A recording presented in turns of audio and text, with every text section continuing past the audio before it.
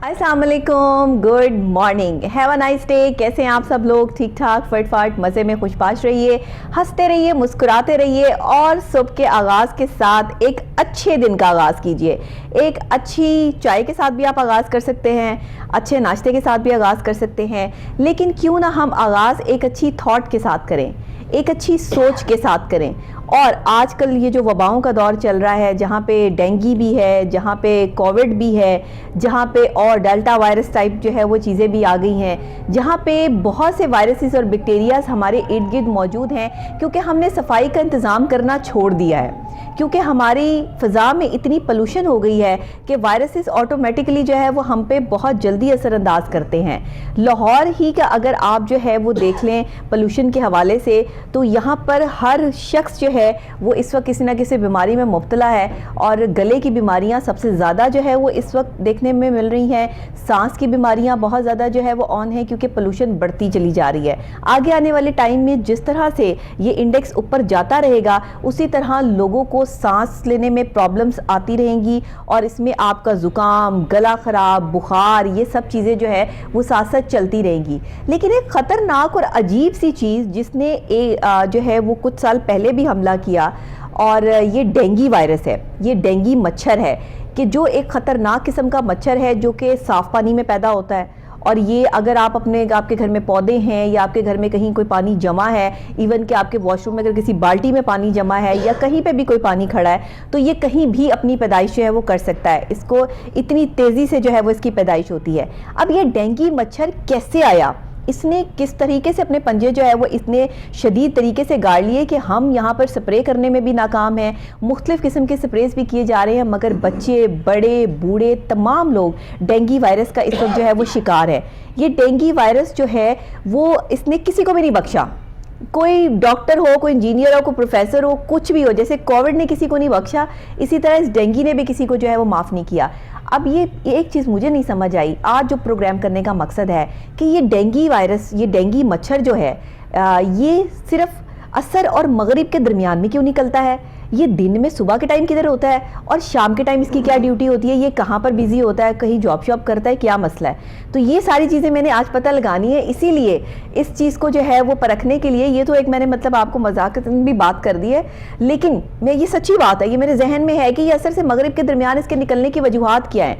इस मच्छर को क्या नज़र नहीं आता, कम नज़र आता है, या इसने काटने का कोई जो है वो मखसूस टाइम मुकर्रर किया हुआ है, जैसे इंसान अपने धोखेदही के टाइम मुकर्रर करके धोखा देता है, इसी तरह क्या ये मच्छर जो है वो अपना टाइम देख के काटता है? इस पे बात करेंगे, और इसकी एहतियाती तदाबीर क्या है, हमें इससे बचना कैसे है, और कैसे अगर कोई इसका शिकार हो जाए तो उसे फौरी तौर पे डॉक्टर से रुजू करना है, और कौन कौन सी एहतियाती तदाबीर को फॉलो करना है। ये हर घर का मसला बनता जा रहा है, इसलिए आज का प्रोग्राम बहुत इंपॉर्टेंट है, और मुझे उम्मीद है कि आप इस प्रोग्राम से मुस्तफीद होंगे। हमारे साथ मौजूद हैं हमारे बहुत ही सीनियर और बहुत ही अच्छे डॉक्टर, जो फैमिली फिजिशियन है, जिनकी कमांड है इन तमाम वायरसेस को कंट्रोल करने पे, तमाम बीमारियों को कंट्रोल करने पे, और माशाल्लाह बड़ी तेज़ी से जब इनके पास पेशेंट आते हैं तो वो रिकवर होते हैं, क्योंकि अल्लाह ने कुछ लोगों के हाथ में शिफा दी होती है, वो नेक नियति से काम कर रहे होते हैं। हमारे साथ मौजूद है डॉक्टर तारिक मियाँ। अस्सलाम वालेकुम। वालेकुम अस्सलाम। डॉक्टर साहब कैसे हैं आप? जी बिल्कुल। थोड़ा सा इंट्रो लंबा हो गया डॉक्टर साहब, क्योंकि जाहिर है कि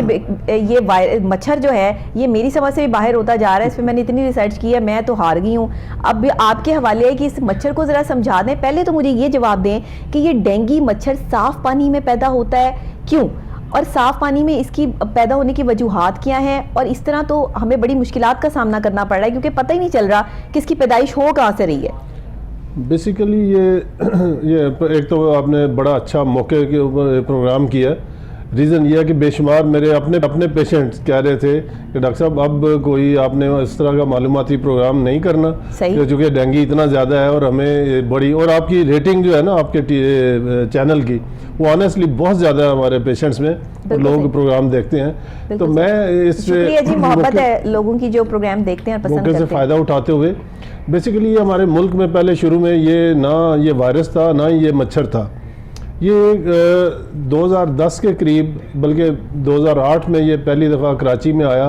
कुछ टायर इंपोर्ट हुए थे फार ईस्ट से, श्रीलंका, सिंगापुर, मलेशिया वगैरह, इन ममालिक में ये पहले ही बहुत ज़्यादा पाया जाता था।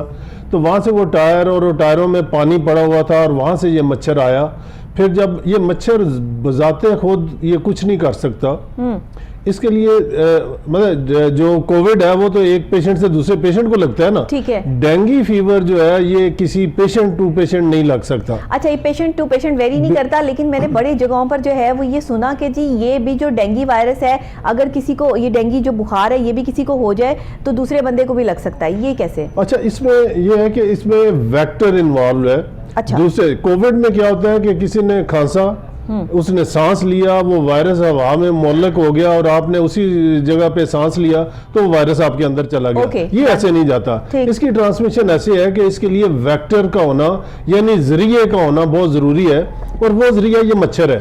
मच्छर क्या करता है कि इसकी जो मादा मच्छर है वो मरीज को काटेगी, उसका ब्लड सक करेगी और फिर जाके दूसरे जो हेल्दी इंडिविजुअल है उसको जाके जब काटेगी और वही ब्लड जिसमें वो वायरस मौजूद है वो जाके उसके जिल्द के अंदर इंजेक्ट कर देगी।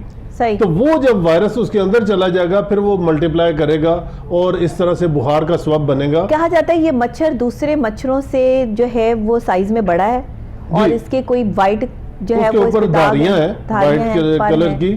हाँ। ये एडिस इजिप्टाई ये मच्छर है। दूसरा जो मलेरिया का एनाफिलिस वो अलग मच्छर था, ये अलग किस्म है। सही।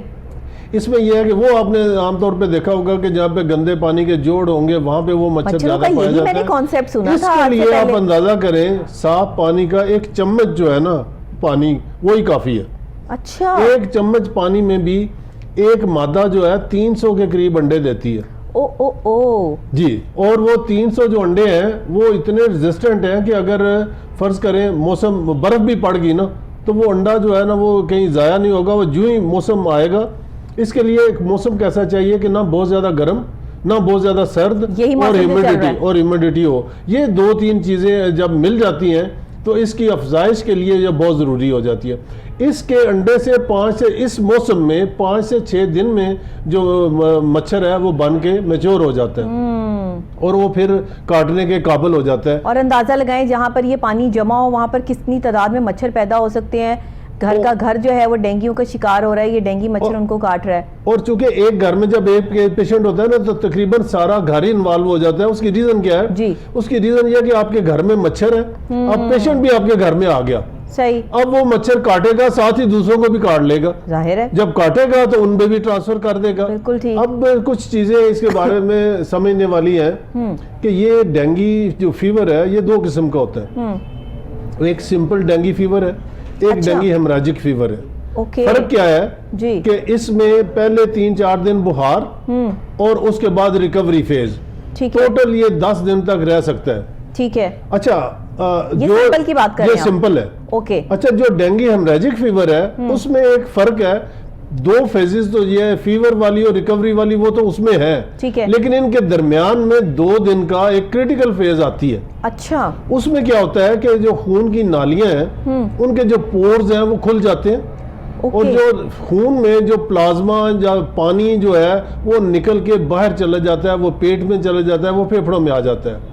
अच्छा, उससे क्या होता है कि जब खून की नालियों से पानी निकल गया तो ये ऐसे ही इसको समझ लें कि जैसे किसी को लूज मोशन लग जाए या किसी की एक्सीडेंट हुआ और बहुत ज्यादा खून बह गया, हेमरेज होगी, तो आपका बीपी फॉल कर जाएगा। सही है, ठीक है। और एक ऐसा लेवल आएगा कि जिसको हम डेंगू शॉक सिंड्रोम कहते हैं। वो क्या है कि वो इतना ज्यादा आपका बीपी लो हो जाए कि आपके जो दिमाग या जो इसेंशियल पार्ट्स हैं, दिल हो गया, गुर्दे हो गए, लिवर हो गया, उनको फिर ब्लड नहीं जाता। ठीक। जब ब्लड नहीं जाता तो वो फेलियर की तरफ चले जाते हैं, जिसको हम मल्टी सिस्टम फेलियर कहते हैं। सही। वो डेंगू शॉक सिंड्रोम में होता है। जब पेशेंट उस हालत में जाए फिर वहां से बचना मुश्किल हो जाता है। अच्छा डॉक्टर साहब, ये तयन करना कि इसको जो है वो ये सिंपल फीवर है और ये डेंगू हेमरेज फीवर है, ये दोनों में एक तो जाहिर इसका टेस्ट होता होगा, उसी से जो है वो ये क्लियर होता होगा। प्लेटलेट्स बहुत कम हो जाते हैं आजकल, लोग बहुत डरे हुए अपने, जिनको नहीं भी है वो भी अपने प्लेटलेट्स टेस्ट करवाते हैं कि हम CBC करवा लें, हमें पता चल जाए कि प्लेटलेट्स जो हैं वो ठीक हैं या नहीं ठीक हैं। तो ये ज़रा बताइएगा कि अक्सर लोगों का देखने में ये आया है कि प्लेटलेट्स कम है बुखार कोई नहीं है लेकिन वीकनेस फील हो रही है, और उसके साथ जो है वो रिपोर्ट ये बोल रही है कि इसको डेंगी है बट उसको बुखार नहीं है। अच्छा, ये जो मैं असल में जो समझने वाली बात है हमारे यहाँ अक्सर लोग क्या समझते हैं कि जब बुखार उतरता है किसी भी बीमारी कोई भी हो, ठीक है, जो टाइफाइड हो, मलेरिया हो, कोई और मसला हो, जब बुखार उतरता है तो मरीज समझते अब मैं ठीक हो गया। हाँ, राइट। इसमें थोड़ा सा मुतात रहने वाली बात है कि इसमें जो क्रिटिकल फेज है वो बुखार उतरने के बाद आती है। सही, और सही। समझ लें कि बुखार उतरा और आप अगर क्रिटिकल फेज में गए तो इसका मतलब ये नहीं है कि आप ठीक हो गए, आप अब ज्यादा क्रिटिकल फेज में चले गए। ठीक है। इसकी निशानी क्या है? 2-3 निशानियां मैं बता दीजिए। जी बिल्कुल, बिल्कुल। एक तो ये है कि आपका बुखार उतर गया, आपकी तबीयत ठीक नहीं हुई। सही है, आपको बेचैनी है, घबराहट है। आपको क्या है कि आपको इंतहाई कमजोरी, आपके प्लेटलेट्स बहुत ज्यादा नीचे चले गए, ठीक है, आपके पेट में शिद्दत की दर्द, खड़े होने से चक्कर और जिस्म का ठंडा हो जाना, उल्टियां बहुत ज्यादा आना, या मतलब इस तरह से ना सांस फूलना, ये सारी वो निशानियां हैं कि अगर किसी पेशेंट की बुखार उतरने के बाद इनमें से कोई निशानियां हैं तो फिर उसको घर नहीं रहना चाहिए। सही। उसको फौरी तौर पे डॉक्टर से रिव्यू करना चाहिए।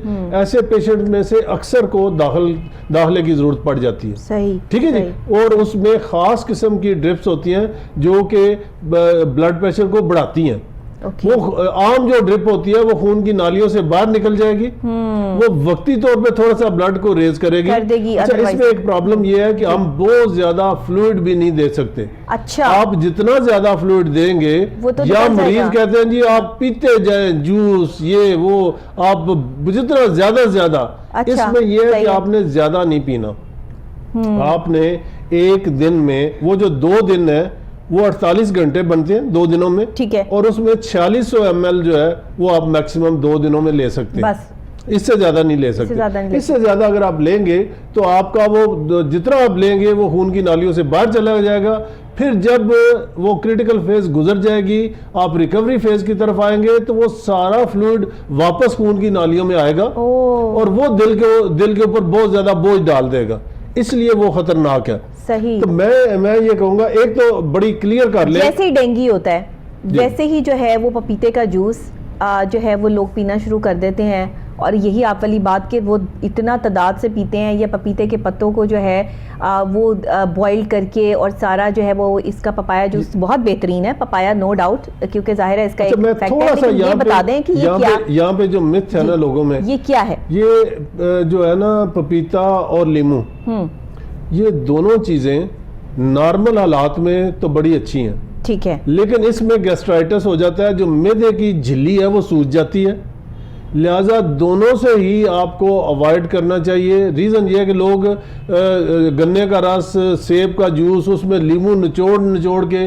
पीते हैं, और हमारे पास जब वो आते हैं शदीद पेट में दर्द हो रही होती है और वॉमिटिंग शुरू हो जाती है। लिहाजा इसमें वो जूस जो कि आप अंगूर आप ले लें, आप सेब का जूस वैसे पी लें, उसमें लीमू ना डालें, आप केले का मिल्क शेक बना के वो ले लें। आप इस तरह की चीजें जो कि मैदे को डिस्टर्ब ना करें मजीद। आपने मिर्च मसाले नहीं लेने, खट्टी चीजें नहीं लेनी, ये जो कोल्ड ड्रिंक्स है वो नहीं लेनी, क्योंकि उनके अंदर वो गैस होती है, वो भी जाके पता क्या, लीमू जो होता है ना, क्योंकि स्ट्रिक एसिड है उसमें, जो एसिड है वो आपका अंदर का जो एक निजाम है ना उसको चूस लेता है, जो आपका कड़वापन है, बुखार में आपको कड़वापन महसूस होता है कि जुबान कड़वी हो गई, कड़वा जायका हो गया, वो आपके अंदर का वो सारा जो है ना वो सक कर लेता है, और आपको ऐसा लगता है कि आप ठीक हो गए। वो ठीक नहीं हो गए, वो जो आप अंदर से सुकड़ रहे होते हैं ना वो लीमू पीने की वजह से, वो चीजें आपको और स्ट्रिक एसिड वहां पे पैदा कर रही होती है, तेजाबियत बना रही होती है, जिसकी वजह से आपका मैदा ब्लॉक होता है, और मैदा ब्लॉक होने के बाद जो है वो आपका खाना पीना सबसे पहले जो है वो बंद होता है। बिल्कुल, ये चीजें जो है वो चीजें हो रही हैं। पेशेंट्स जो है वो क्योंकि जब,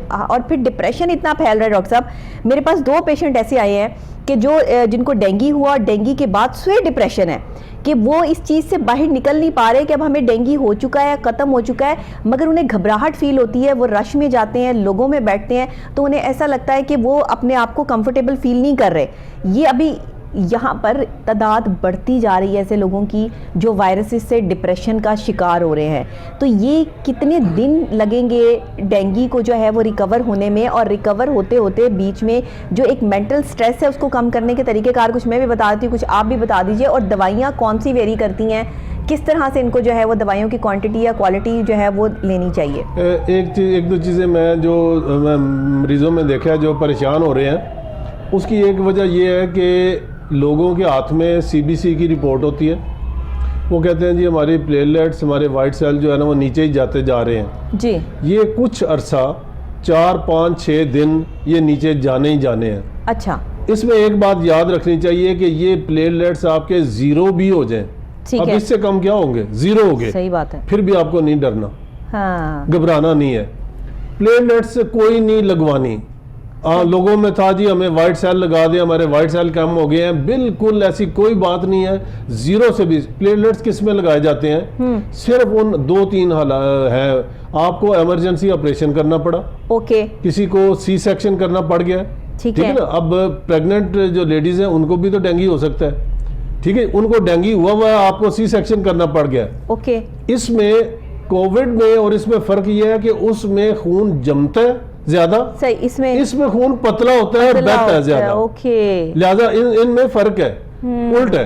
तो लिहाजा इसमें 1 मेगा यूनिट लगा के प्लेटलेट्स का तो ऑपरेशन कर लिया जाता है और सेफली ऑपरेशन हो जाता है। इसी तरह किसी को अपेंडिक्स की शिकायत होगी, पहले डेंगू था, ठीक है, उसमें भी ये है कि ऑपरेशन करना है, ना करेंगे तो वैसे करेंगे ब्लीडिंग होगी ज्यादा, तो आप पहले प्लेटलेट्स देखिए। अदरवाइज नॉर्मल किसी बंदे को प्लेटलेट्स की जरूरत नहीं है। और आप सब लगवा रहे हैं और जी हमारे प्लेटलेट्स कम हो गए तो हम जो है वो फौरी तौर पर जो है वो लगवा रहे हैं। रिपोर्ट्स देख के आपने ना, अगर हाँ अलबत्ता किसी केस में अगर ब्लीडिंग बहुत ज्यादा हो जाती है, अच्छा, बहुत ज्यादा ब्लीडिंग होगी, आपका BP फॉल कर गया, तो फिर आपको ब्लड लगेगा, प्लेटलेट्स नहीं लगेंगे, फिर भी नहीं लगेंगे, सही, ठीक है जी। एक तो ये चीज, ये पॉइंट टू बी नोटेड। दूसरा चीज ये है कि आपने अगर आपको नॉर्मल, जबकि 80% को डेंगू फीवर ही होता है, डेंगू हेमोरेजिक फीवर नहीं होता, ठीक है। डेंगू की 4 इकसाम है जी। एक किस्म जब आपको होगी तो आपको लाइफ लॉन्ग इम्यूनिटी उससे मिल जाएगी, वो दोबारा नहीं आपको होगा। लेकिन जो बाकी 3 है वो आपको ना सिर्फ हो सकती हैं, बल्कि दूसरा कोई भी वायरस जब आपको अटैक करेगा, आपको पहले हो चुका है, आप रिकवर कर चुके हैं, नेक्स्ट जिंदगी में जब भी वो अटैक करेगा तो वो सीवियर होगा, ठीक है। उसमें डेंगू हेमोरेजिक फीवर होने के चांसेस निस्बतन ज्यादा है बनिस्बत पहली दफा के, ओके। लिहाजा एक तो जिनको पहले हो चुका है वो विजिलेंट रहे, वो होशियार रहे कि अगर दोबारा उन्हें हुआ है तो डेंगू हेमोरेजिक फीवर में जा सकते हैं, लीकिंग फेज में जा सकते हैं, वो अपने डॉक्टर से राब्ता रखें, वो बुखार उतर जाए तो ये मत समझे कि हम ठीक हो गए। यानी कि जो डेंगू के ऑलरेडी पेशेंट हो चुके हैं उन्हें और एहतियात की जरूरत है, उन्हें ज्यादा एहतियात की जरूरत है। नेक्स्ट टाइम जब भी होगा, सही बात है, 5-6 महीने तो सारी एक दफा डेंगू हुआ ना, 5-6 महीने तो बाकी सारी जो किस्में हैं उससे भी इम्यूनिटी मिल जाएगी, सही, सही। यानी 4-5 आप रिकवर हुए, 5-6 महीने दोबारा आपको नहीं हो सकता, लेकिन नेक्स्ट ईयर या उसके किसी वक्त भी बाद आपको हो सकता है बाकी 3 से, जब तक के 4 पूरे ना हो जाए, सही। अच्छा, वैक्सीन अभी तक नहीं बनी, वैक्सीन इन प्रोसेस है, अगर हो गई तो अल्लाह करे वैक्सीन बन जाए, कामयाब हो जाए डेंगू की, ठीक है, अभी तक नहीं बनी। अच्छा, इसमें इलाज क्या करना है? कोई दवाई इसमें कारआमद नहीं है, सिवाय ये है कि सिम्टोमेटिक ट्रीटमेंट हम इसको कहते हैं कि पैरासीटामोल।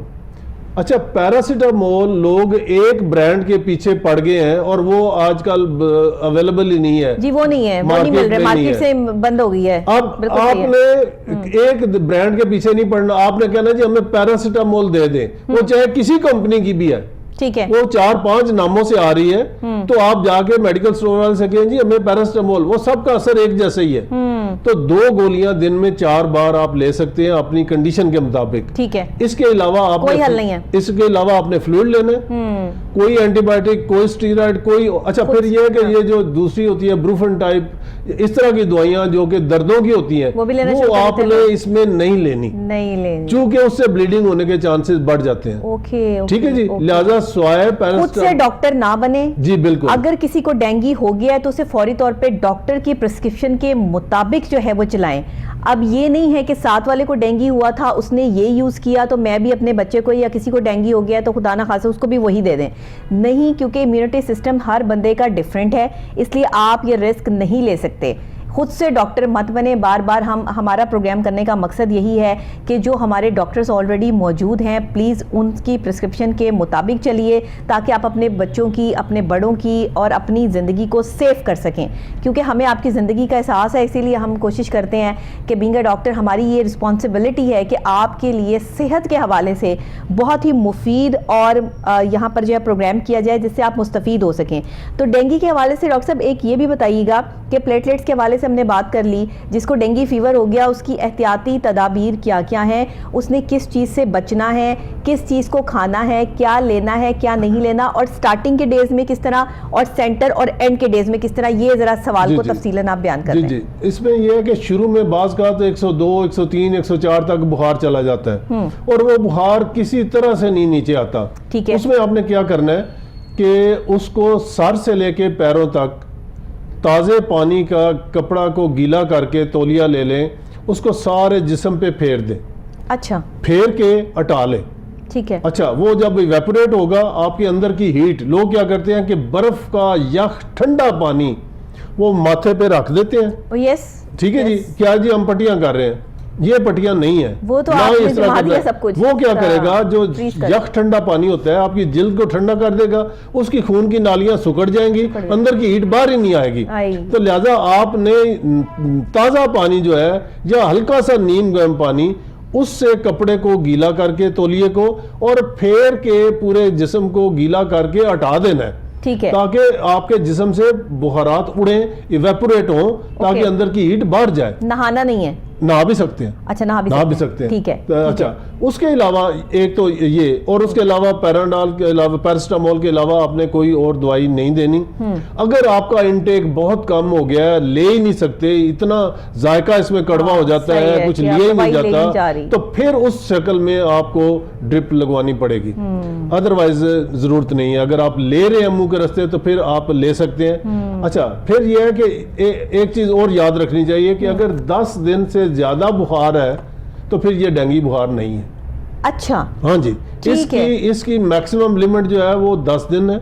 अच्छा, 10 दिन से किसी को 15-20 दिन हो गए बुखार ही नहीं उतर रहा, तो ये डेंगू बुखार नहीं है। अच्छा जी, ठीक है। 3-4 मोटी मोटी निशानियां क्या है कि शुरू में शदीद बुखार, सर दर्द, आंखों के पीछे दर्द और हड्डियां, जिसको बोन ब्रेकिंग फीवर कहते हैं, कि इतनी शदीद दर्द किसी बुखार में नहीं होती। अल्लाह माफ कर दे, तो इतनी शदीद दर्द होती है और बंदा बिल्कुल चलने फिरने लागर हुआ होता है। लोग, अच्छा खासा जवान आदमी, उसको लोग पकड़ के ला रहे होते हैं। तो एक तो ये थी। अच्छा, मुंह का जायका अक्सर बहुत ज़्यादा कड़वा हो जाता है, मैदे में दर्द, वॉमिटिंग पे दिल करता है। अच्छा, एक मैं और निशानी यहाँ पे बता दूं जी जी, कि जो क्रिटिकल फेज है ना, उसमें घर में बैठे अगर पता करना हो, एक तो ये मैंने कहा जिस्म ठंडा हो जाना, चक्कर आना, पेट में शदीद दर्द, वॉमिटिंग ये होना, और उसके अलावा आप नाखून को आप 5 सेकंड के लिए इस तरह दबाएं, दबा के 5 सेकंड के लिए देखिए वो वाइट हो जाएगा। ठीक है। जो ही आप छोड़ेंगे, अगर विद इन 2 सेकंड वो कलर वापस आ जाता है तो इसका मतलब है आपका पेशेंट सीरियस नहीं है। ओके। जो पेशेंट सीरियस होगा उसका कलर वापस आने में 2 सेकंड से ज्यादा टाइम लगेगा। ठीक है जी, ये एक आम घर में इस्तेमाल करने के लिए सीख लें एक टेक्निक है। वो आपने देखनी है। और मैं बार बार ये कह रहा हूँ कि प्लीज आप अपनी रिपोर्ट को देख देख के परेशान ना हो। ये बड़ा इशू चल रहा है। लोग बेचारे होते हैं कि जी वो आज हमारी कल 150 थी तो आज 30 रह गई या 15 रह गई, 5 रह गई, तो ये क्या हो गया जी, ये तो बड़ा है। इसने नीचे जाना ही जाना है और उसके बाद कोई दवाई नहीं है जो प्लेटलेट्स को वापस ले आए, इसने खुद वापस आना होता है। ठीक है, ये खुद बनेंगे? जी बिल्कुल, खुद बनेंगे। लोग कहते हैं जी वो फलानी जगह वो फलाना डॉक्टर वो टीका लगाता है, वो फलानी चीज दवाई देता है, ये बिल्कुल ढकोसले हैं, कोई इसमें सच्चाई नहीं है। ऑथेंटिक डॉक्टर हमारे पास इस टाइम यहाँ पे मौजूद हैं जो फैमिली फिजिशियन है, पूरे एतमाद के साथ वो इस वक्त आपको ये बात बता रहे हैं कि प्लेटलेट्स अगर आपकी रिपोर्ट में कम हो जाते हैं तो उससे डरने या खौफजदा होने की जरूरत नहीं है, क्योंकि ये एक्चुअल प्रोसेस है, ये आपके कम होने ही होने हैं। उसे देख देख के डर के खौफजदा होके या किसी और डॉक्टर के पास भाग के कि एक डॉक्टर ने कह दिया कि प्लेटलेट्स कम है तो आराम से बैठ जाएं और आप ये चीज़ें जो है वो इस्तेमाल करें, तो उस पर आपको इत्तेफाक नहीं है। आप दूसरे डॉक्टर के पास भागे हुए जा रहे हैं कि हो मैं मर ना जाऊं।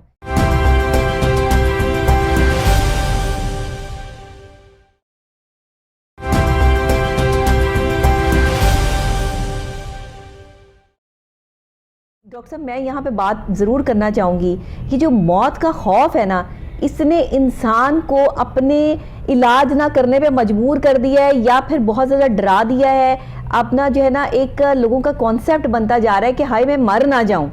तो भाई मरना तो फैक्ट है, ये तो कोई बात ही नहीं है कि आपने नहीं मरना, लेकिन खुदा ना खास्ता अल्लाह ना करे अगर आपको कोई चीज़ ऐसी हो जाती है तो उसमें एहतियाती तदाबीर क्या है वो अपनाएं, बजाय कि आप उसमें डिप्रेशन में आ जाएं। डॉक्टर साहब, अगर प्लेटलेट्स कम हो जाते हैं, इसमें डाइट क्या है, इसमें दवाई क्या है, और इसको जो अपनी रिपोर्ट देख देख के डर रहे हैं, खौफजदा हो रहे हैं, वो आपने मशवरा दे दिया कि प्लेटलेट्स नहीं लगवाने, किसी के पास नहीं जाना, ये खुद ही रिकवर होंगे। अच्छा डॉक्टर साहब, इसमें एक चीज़ बड़ी ज़रूरी बताने वाली है जो कि पब्लिक में अक्सर मैंने देखा है कि गलतफहमी होती है।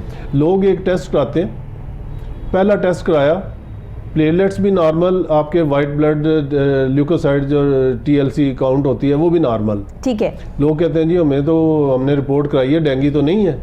ये अक्सर देखने में है, सही, सारे सिम्टम डेंगू के, सारे सिम्टम लेकिन रिपोर्ट नॉर्मल। राइट। अच्छा, यहाँ मैं क्लियर करना चाहूंगा कि 1.5 लाख से 4.5 लाख तक नॉर्मल वैल्यू है प्लेटलेट्स की। ठीक हो गया। ठीक है जी। ठीक है। अच्छा, आपकी 4000 से 11000 तक आपकी वाइट ब्लड की नॉर्मल काउंट है। ठीक है। अच्छा, अब किसी की रिपोर्ट आ गई है, फर्ज करें 1,80,000। ओके।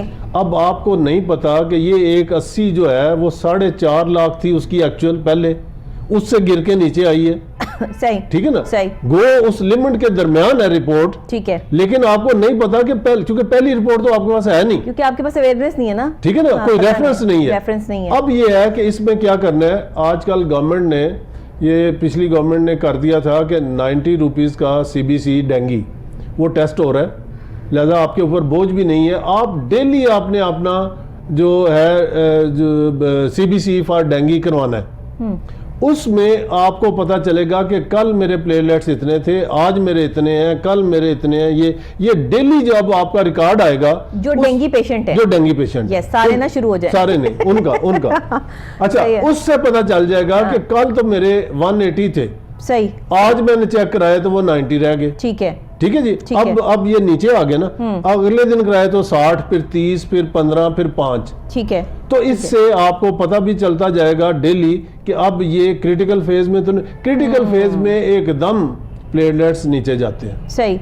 ठीक है, उससे भी पता चल जाता है कि अब क्रिटिकल फेज शुरू हो गई है, जाहिर है, बाकी सिम्टम भी और टेस्ट से भी। फिर जब ये वापस रिकवरी शुरू होती है तो ये बढ़ने शुरू हो जाते हैं। एक और बड़ी चीज है जिससे लोग परेशान होते हैं जी, इसमें खारिश शुरू हो जाती है। ओके। उसको हम रिकवरी रैश कहते हैं। ठीक है। मैं तो मरीजों को कहता हूँ जिसको खारिश शुरू हो जाए 5वें 7वें दिन, तो मैं कहता हूँ मिठाई बांटो, आप रिकवर हो गए हो। ओके।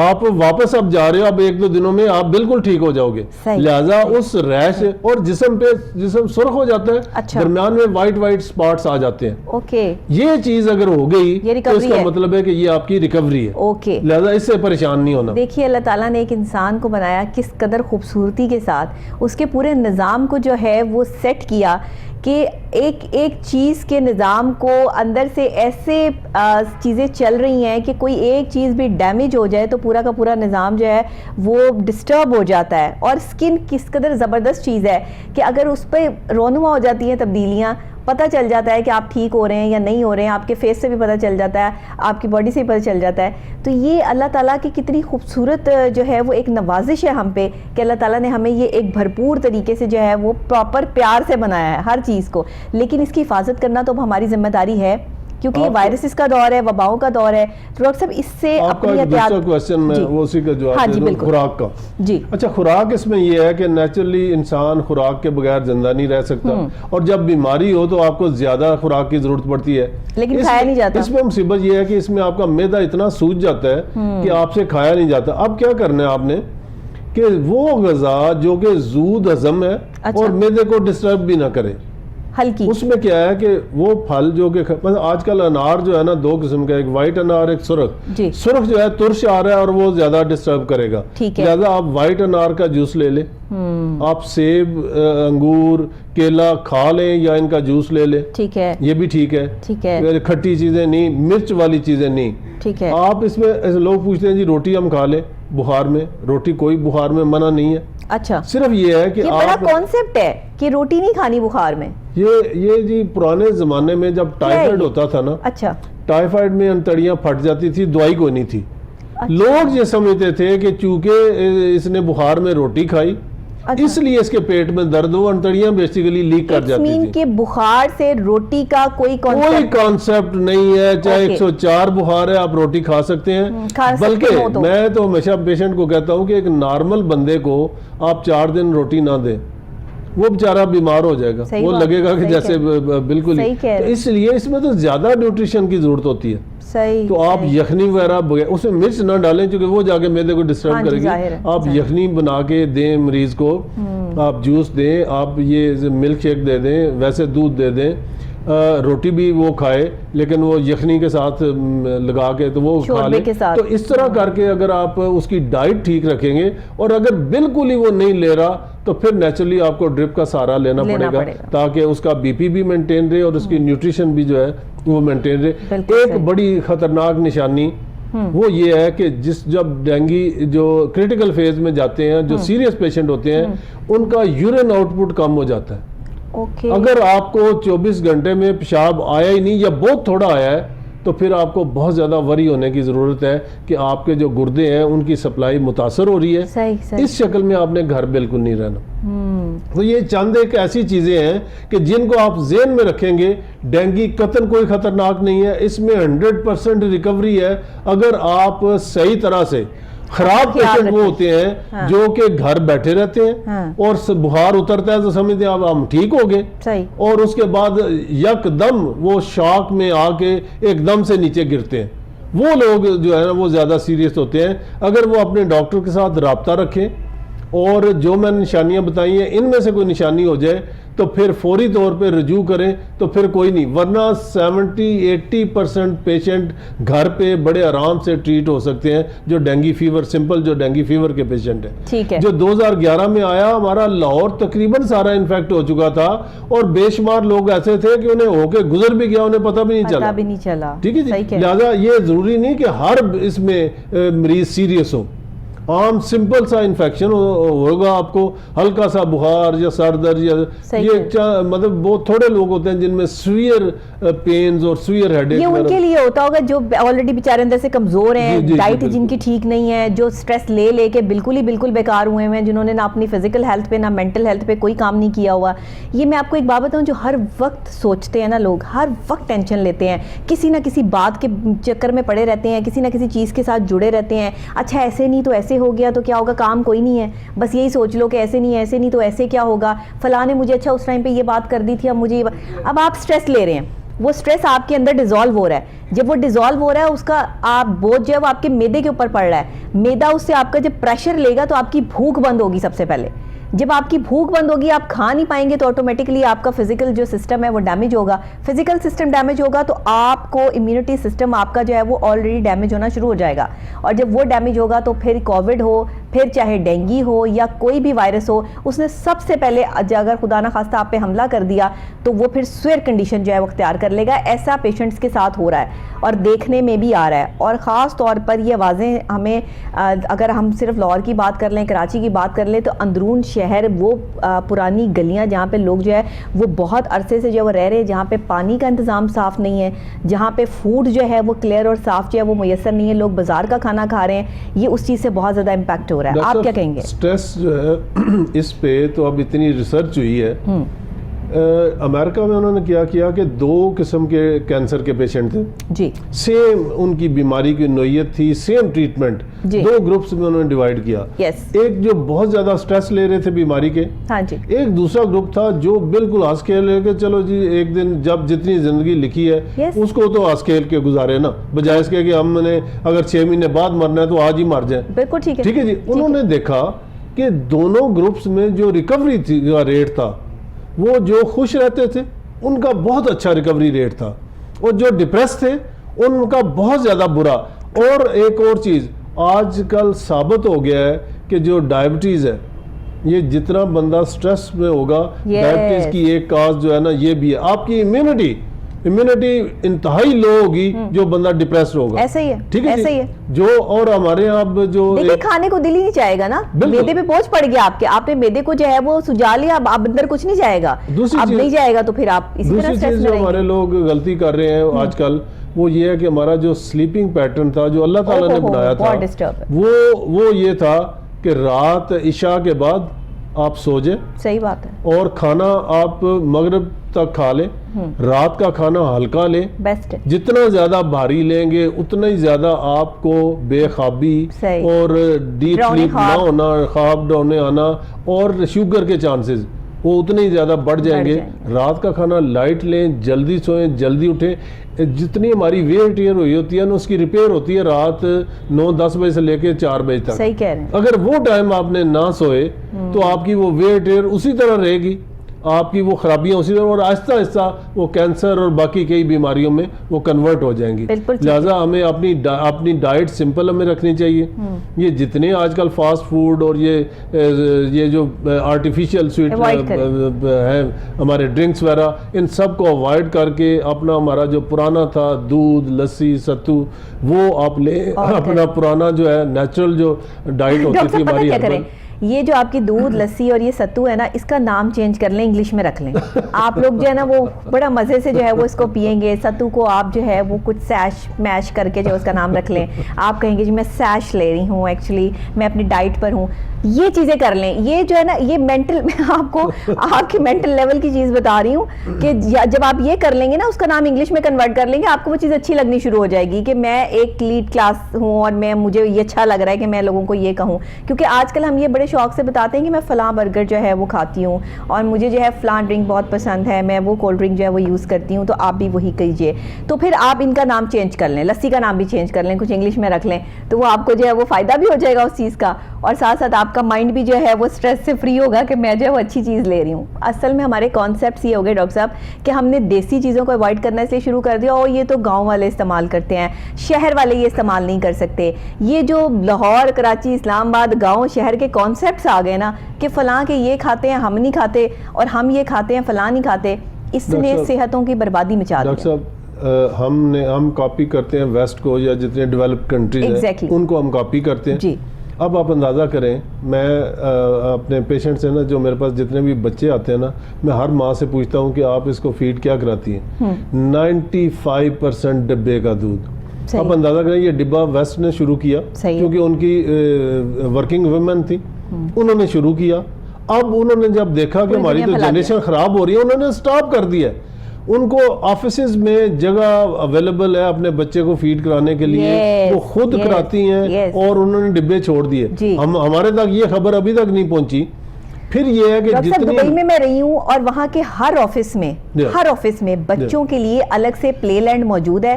वालिदैन या वालदा या वालिद जो भी जिनके भी बच्चों के जो गार्डियन है, वो बच्चे को अपने साथ ऑफिस लेकर आते हैं। वो अलग से जो है वो उसको प्ले लैंड में खेलने के लिए, जब तक माँ या बाप अपना काम कर रहे होते हैं, ऑफिस में बच्चे खेल रहे होते हैं, खा रहे होते हैं, पी रहे होते हैं, उनकी सेहत का ध्यान रखा जाता है, और जैसी छुट्टी होती है वो अपने बच्चों को साथ ही जो है वो लेके अपने घर चले जाते हैं।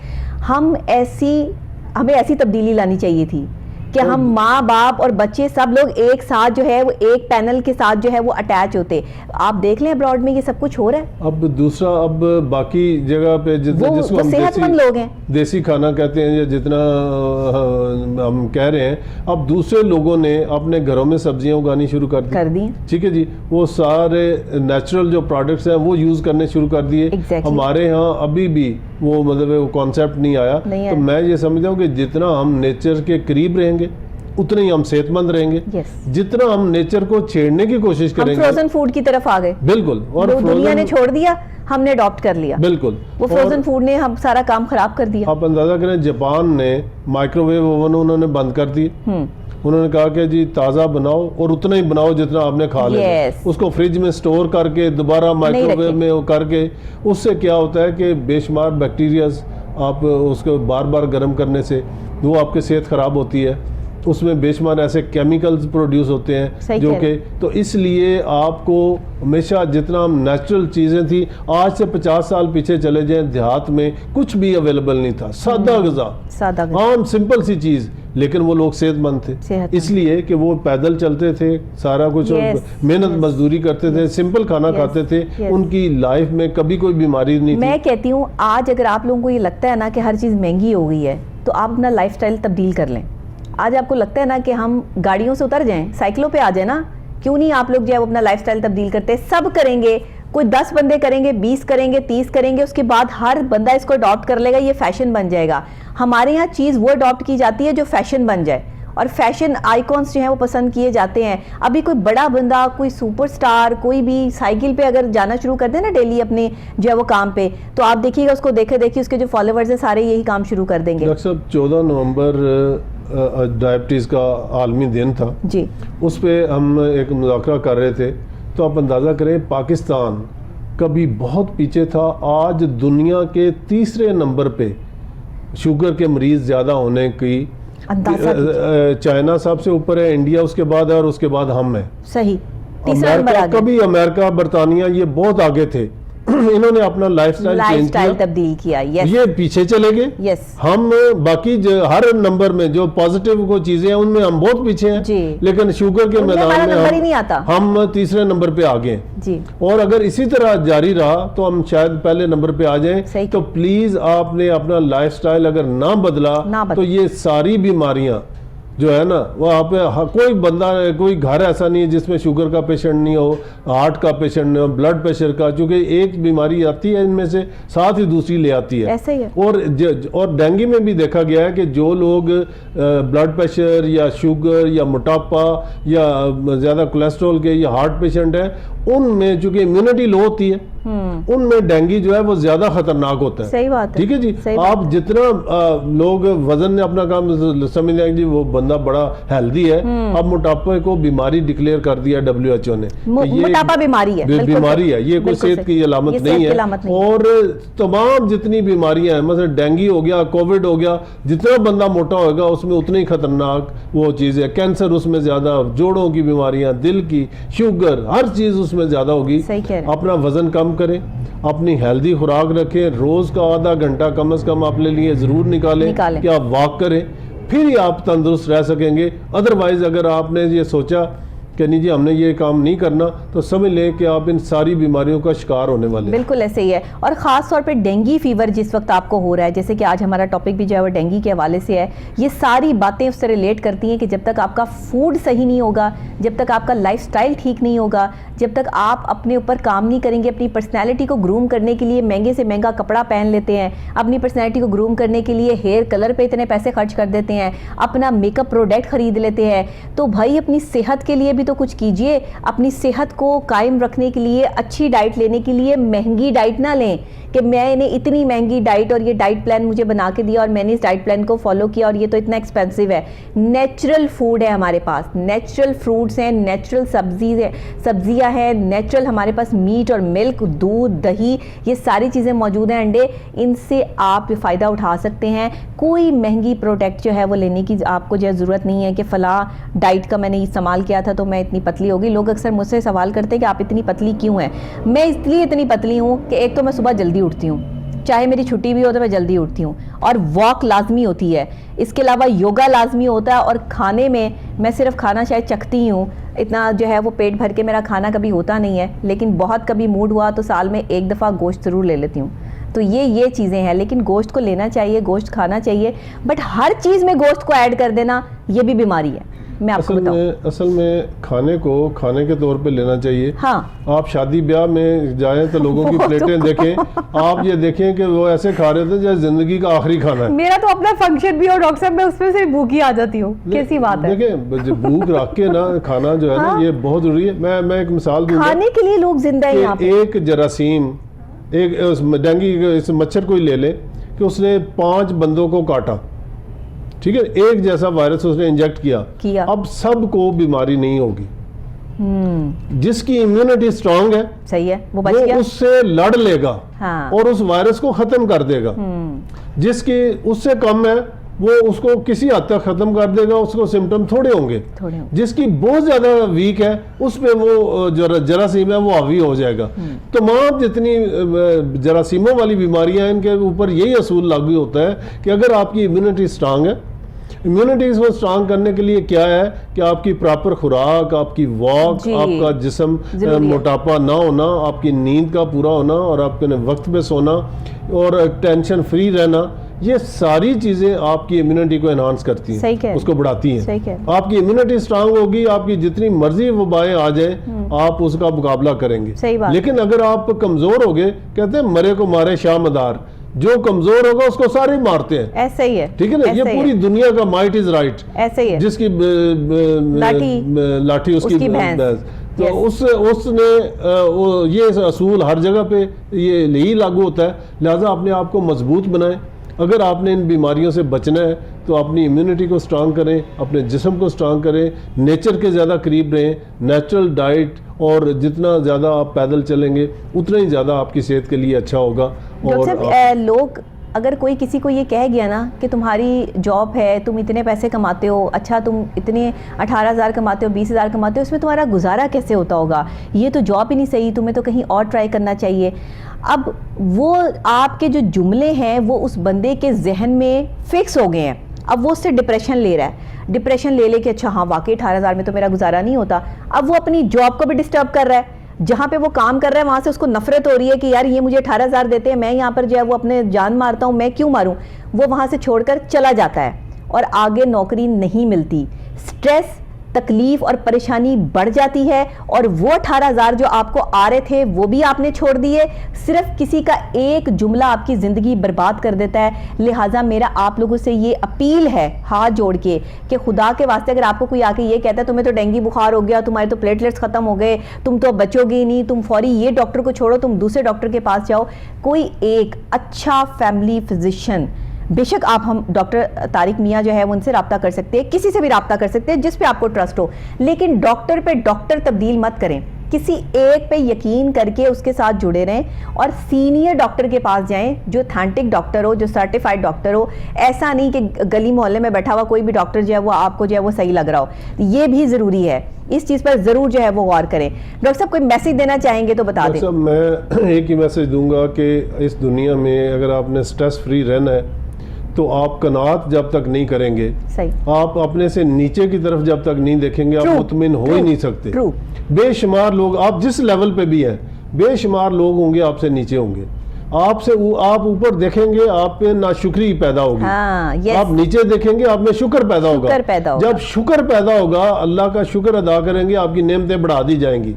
नाशुक्री करेंगे जो पहले भी है वो भी कम पड़ जाएगा, हसद में तब्दील हो जाएगी। जी बहुत शुक्रिया डॉक्टर साहब आपका। आज हमने डेंगू पे जो प्रोग्राम किया, हमने इसमें फूड से लेके एहतियाती तदाबीर से लेके इसकी साख बनावट और ये किस तरीके से जो है वो किसी पे हमला करता है और क्या हालत और क्या हश्र कर देता है एक बहुत सही जो है वो इंसान का, तो ये हमने आज सारी बातें की हैं। आप डेंगू के हवाले से कोई भी मालूमात लेना चाहते हैं, कोई भी सवाल करना चाहते हैं, या कोई ऐसे डेंगू पेशेंट है जिनका इलाज करवा के बहुत सारी जगहों से आप थक गए हैं, तो आप डॉक्टर साहब से जो है वो रब्ता भी कर सकते हैं। इसके लिए आपको प्रोग्राम में कमेंट करना होगा। मेरे प्रोग्राम के नीचे कमेंट की ऑप्शन आ रही होती है, यूट्यूब पे भी, फेसबुक पे भी, वहाँ पे आप अपना कॉन्टेक्ट नंबर और अपना जो है वो भेज दीजिएगा और अपनी बात भी लिख दीजिएगा। जो भी हो हम आपको डॉक्टर साहब तक जो है वो पहुँचा देंगे। कोई क्रिटिकल, कोई ऐसा मसला, कोई भी चीज़ दुनिया में मुश्किल नहीं है। फ़र्क सिर्फ इतना है कि हमें सही बंदा और सही चीज़ सही वक्त पे मिल जाए, और इसके लिए आपका अपनी ज़ात के साथ लॉयल होना बहुत ज़रूरी है। परेशानियाँ, तकलीफ़ें, ये वबाओं का दौर है। ये दौर जिससे हम गुजर रहे हैं अच्छा है, आने वाला दौर इससे ज़्यादा बुरा है। इसलिए बुरे दौर की तैयारी आज से ही करनी है। घबराना नहीं है, टेंशन नहीं लेनी, परेशान नहीं होना, सिर्फ अल्लाह पे तवक्कुल करना है और अपनी हिफाजत करनी है। इसी के साथ डॉक्टर नबीहा अली खान को इजाज़त दीजिए। कल फिर नई सुबह, नए आगाज़, नए अंदाज के साथ दोबारा आपसे यहीं पर मुलाकात होगी। तब तक के लिए दीजिएगा इजाज़त। अल्लाह ने के बाद।